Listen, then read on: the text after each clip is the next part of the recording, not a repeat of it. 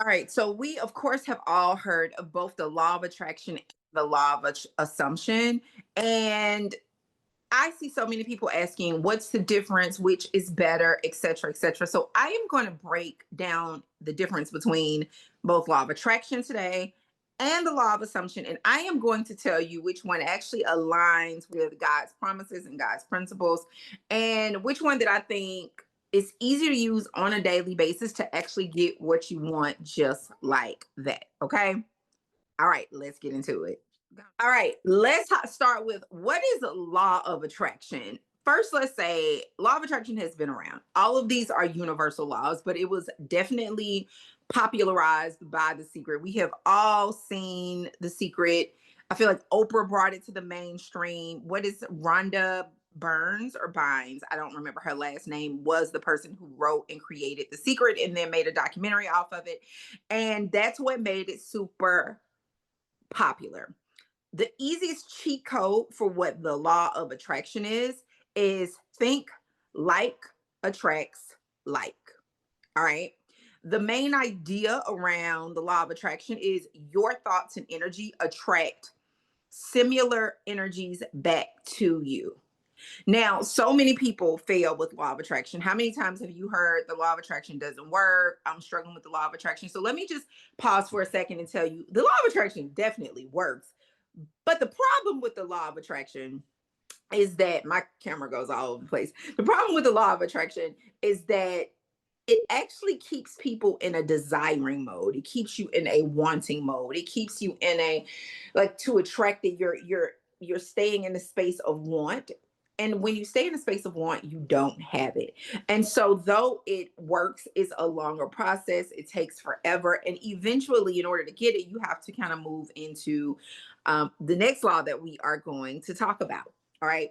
But before I get into that, I just want to say this is not, I don't like when people say this versus this and this is better than this, because ultimately everything works if you know how to work it. But law of attraction definitely had more people. It's harder for people to get into that space in order to attract it to them. Okay. Because often the energy that you're attracting is the energy of desperation. So Neville Goddard popularized law of assumption. So he popularized it. He did not create it, he popularized it. And don't forget that Neville Goddard's teaching are based around biblical teachings and techniques.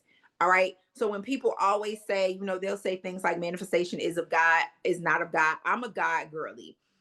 Manifestation is directly out of the Bible.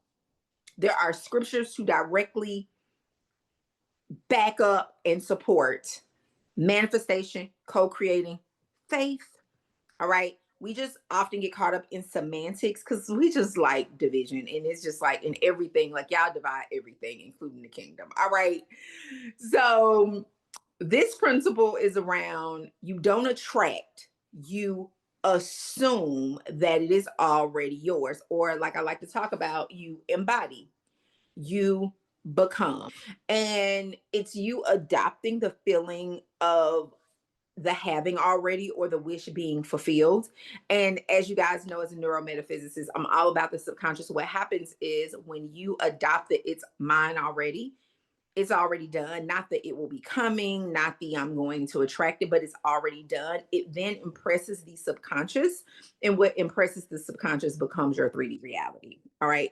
So law of assumption seems to be much easier for most people, even though if you're dealing with subconscious programming, years of the opposite, it still is a challenge for some. It takes practice. It takes practice. It's simple, but it is not easy, is what I like to say. All right.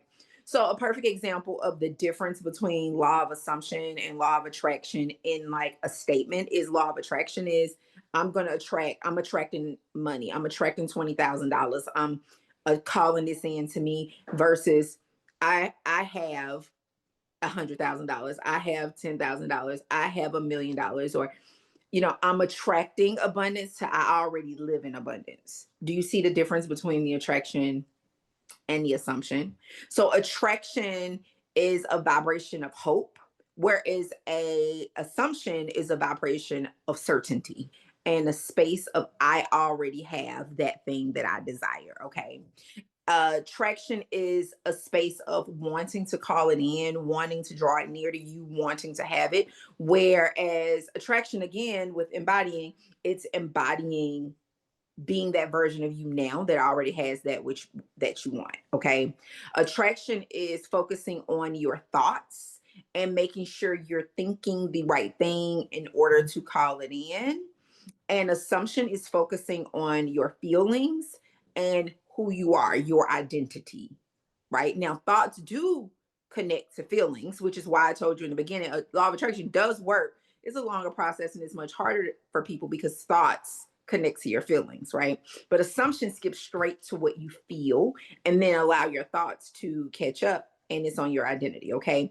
Attraction often reinforces lack because it's talking about a desire, it's talking about what you want that you're attracting to you. It's not talking about actually having it. All right. So let's look at some biblical connections. All right. So we already know law of assumption is biblically based, it's the foundation. Let's talk about some scriptures that support that. What about Mark 11:24? Believe you have received it and it will be yours. Mark 11:24. It's not think you will have it, it's not attracted, it's believe you have received it already in present tense and it will be yours. We got my favorite scripture in the world, by the way, if you did not know this, and if you're in the still well in October, we are really digging into this. It's my favorite scripture. Oh my God. Hebrews 11:1. Faith, faith is the conviction of the unseen. Faith is the substance of things hoped for, the evidence of things not seen. All right. The Bible does not say attract, it says believe, stand in the having, assume you have it. The Bible is about faith. It is not about attracting anything to you, okay?